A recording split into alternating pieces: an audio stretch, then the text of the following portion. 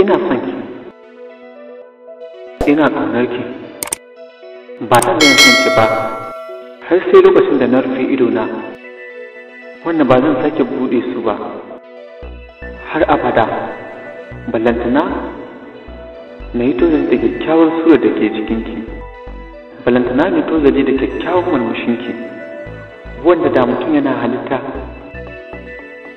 da za a iya sauƙi ka halitta wa kanki komai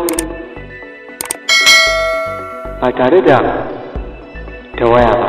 Hausawa sun ce ɗan adam tara yake bai cika 10 ba, to ki a wurina kin kai 10. Hakika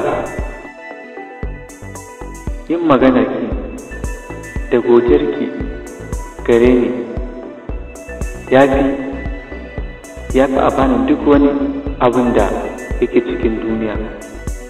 Na san a cikin masu neman zuciyarki ni ne makasanci a wurin rubutu, sannan ina ma ana iya rubutuwa zuciya saƙo a turo mata da za ka yi tantance masoyi na gaskiya.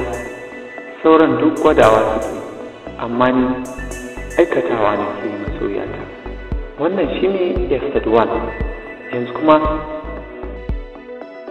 yau kuma za mu saka muku episode